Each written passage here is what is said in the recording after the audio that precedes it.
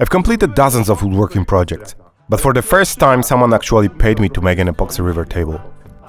And you know what? I froze, because now there is no room for mistakes, and the only thought in my head was, can I pull this off? Hi, I'm Łukasz and this is Makerspace, a channel where I show how to build something out of nothing, without losing your mind in the process. In this episode, I'm building a large family dining table from wood and epoxy resin, but this time it's not for me. That means more stress, more responsibility, but also more satisfaction. And yes, I'll do everything I can to make it look like it's worth $1 million.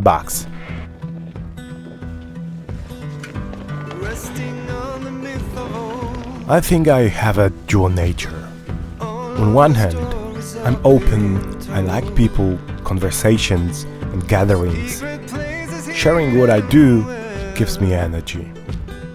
But on the other hand, I've been realizing how much I need solitude, not the sad or heavy kind, but the calm, reflective kind.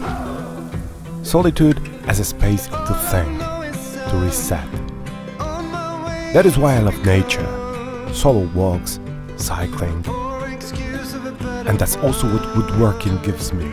Because when I'm working with wood, I'm not just cutting, rooting or sanding. I enter my own world. The smell of wood, the textures, the sound of tools. Woodworking becomes a moving meditation. I'm focused on the task, but my mind can wander, processing conversations, decisions, emotions from the day. Sometimes I find clarity, sometimes I let go. And that's beautiful. For a long time, everything I made was just for myself. For my home, for my family. These projects were mine, and that was enough.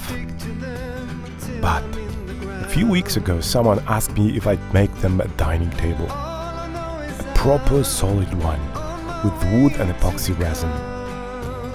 And my first reaction was, wow, awesome. Someone appreciated my work and trusted me. But then, stress. Because this isn't another workshop piece or something to my home. It's something someone will use for years to come. And then the questions hit. Can I really do this? Is this the right time? Am I ready for this step? If you are just getting into woodworking, I guarantee you feel the same stress too. But in that very moment you have a choice. You can step back or treat it as a positive stress. The kind that doesn't paralyze you, but pushes you forward. And I choose the second option. I'm building that table. I'll do everything to make it look like $1 million. And if not, at least I'll know I gave it my all. I didn't put on mask, and that was a mistake. I'm going to open the doors and put some air inside, and I'm coming back to work.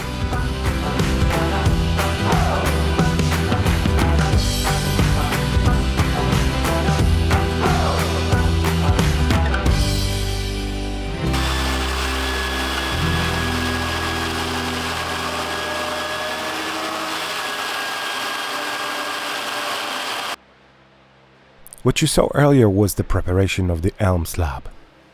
First, I ripped it lengthwise into the halves, and then cut it down to the final table dimensions, keeping safe margins.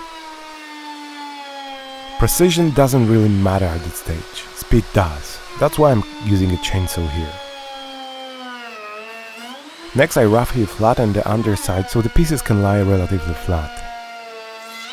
Then I flip them over and start flattening the top surface.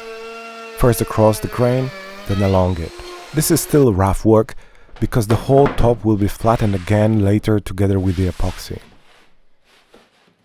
After working with epoxy a few times, I've developed my own system. I don't build heavy rigid molds anymore. Instead, I use HDF boards as a base. They are cheap and lightweight. And for sealing the pour, I use the construction foil folded into several layers and taped along the edges of the wood. This creates a mold that's tight enough so the epoxy doesn't leak, and I save both time and money by skipping a complicated form process. Another bonus, Epoxy doesn't stick to the foil, so there's no need for release agents.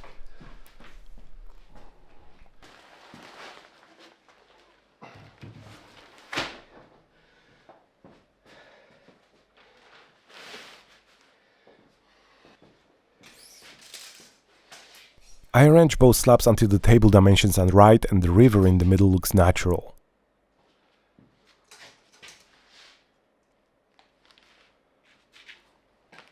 This moment feels a bit like solving a puzzle, just made of wood and epoxy. But for me, it's also an emotional decision. It's not about perfect symmetry. It's about balance. Something that looks good, but also feels good when people sit around it together.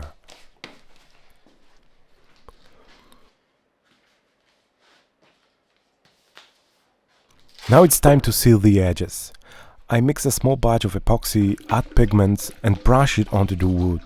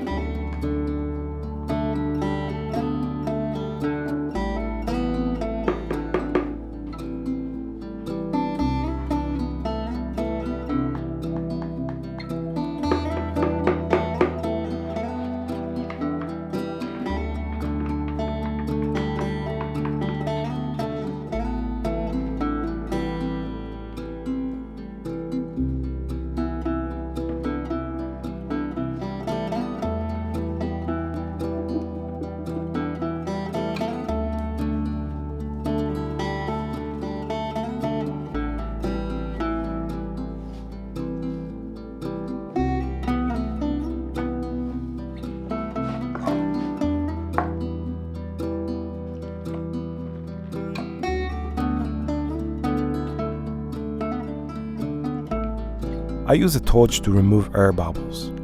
Once that layer cures, I start pouring the epoxy in layers.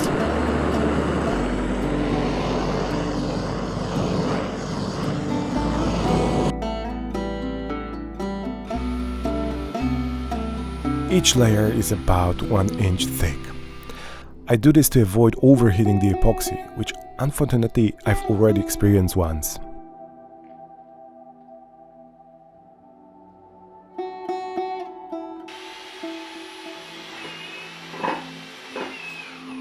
Always read the instructions carefully.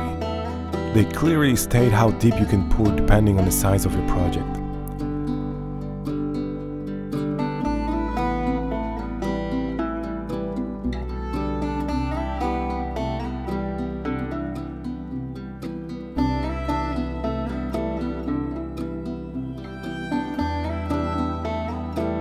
I always get stressed during the pour. Seriously, it feels like launching a rocket.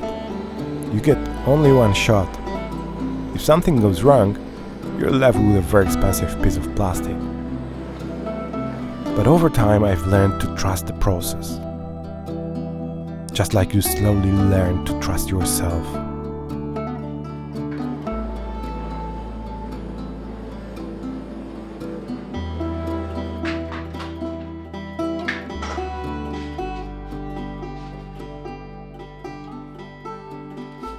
Once the epoxy starts to set, I cover everything with heating blankets to ensure proper curing. My garage is cold, so without heat, this would take forever. I leave it like this for about 10 days.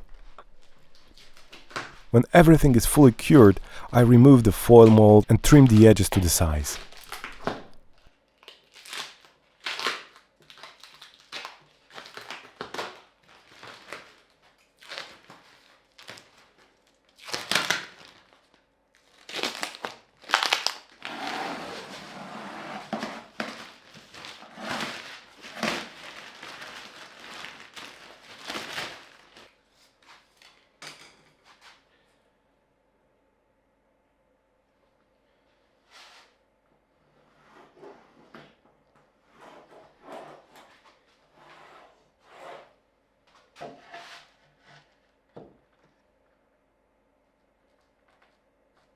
My track saw isn't deep enough to cut the entire slab in one pass.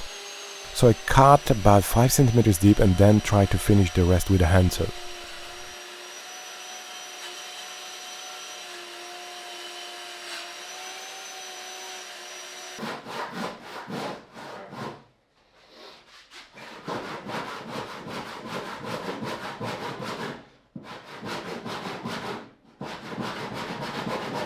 That turns out to be painfully inefficient.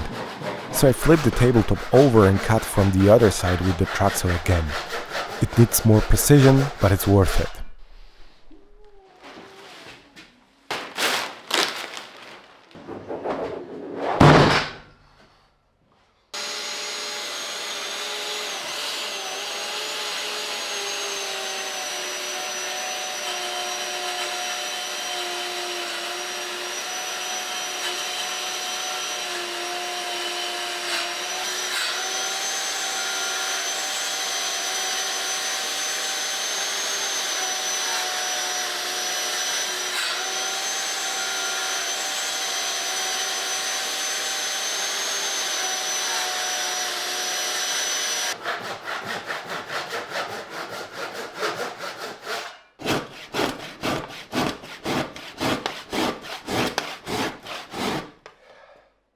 Now it's time for precise flattening on both sides and rough sanding.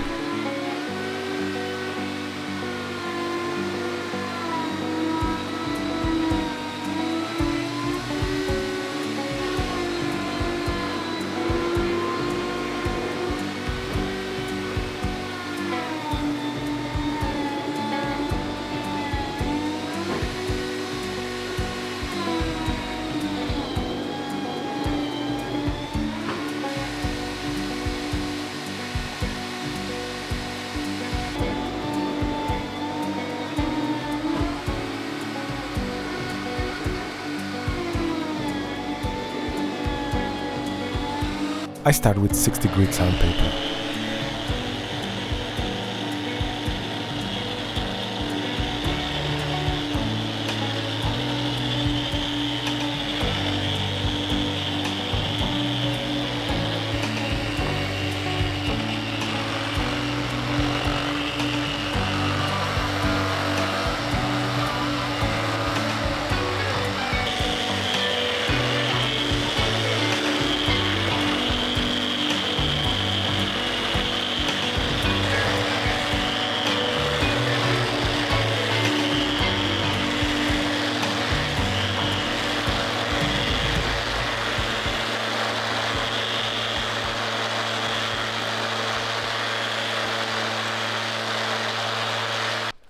After that, I remove rotten parts of the knots and fill the voids with epoxy in the same color as the main river.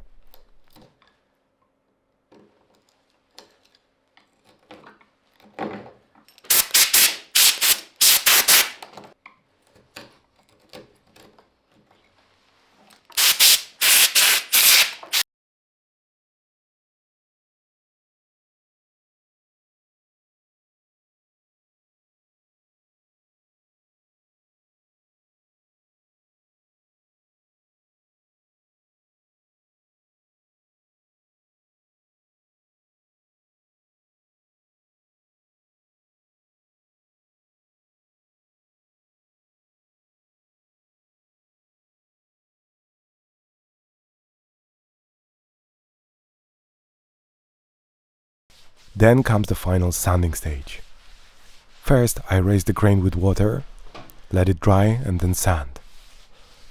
I start with 80 grit, then repeat the process. Water 120, water 150, water finally 180.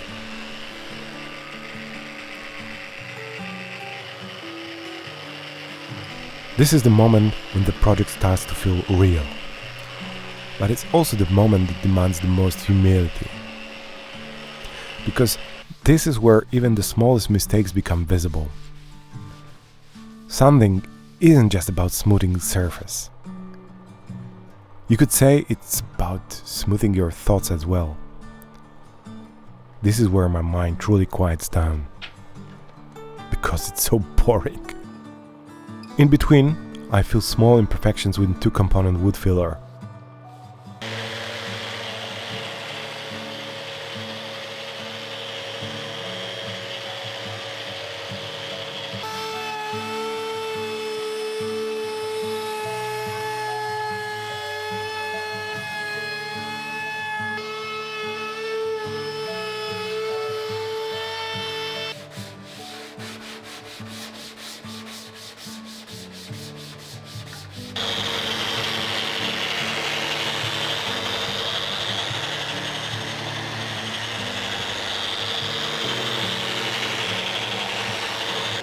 Before oiling, I lightly go over everything with a green 3M sanding pad and hand finish the areas that need extra attention.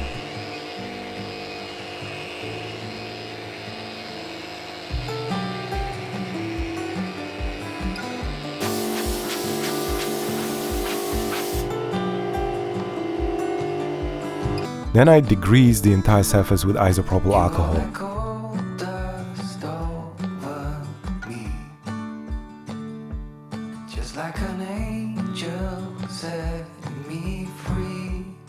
For the finish, I use Rubio Monocoat, a 50-50 mix of cotton white and clear.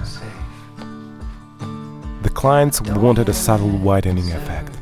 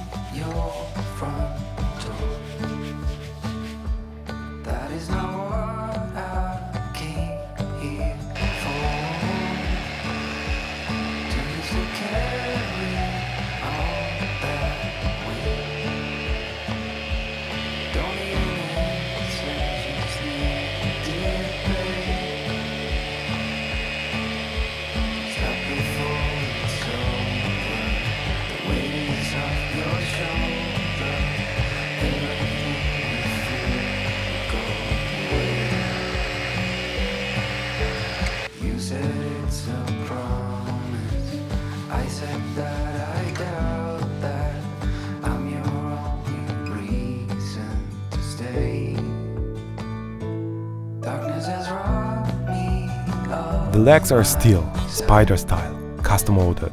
At the client's place I drill holes for the threaded inserts, leaving room in the leg holes for wood movement.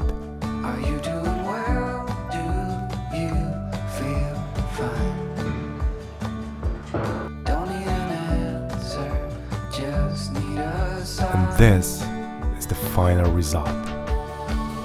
It's interesting how something created in quiet, meditative solitude will now become the social center of home. A place for conversations, meals, and shared moments. I truly hope it will serve them well for many years.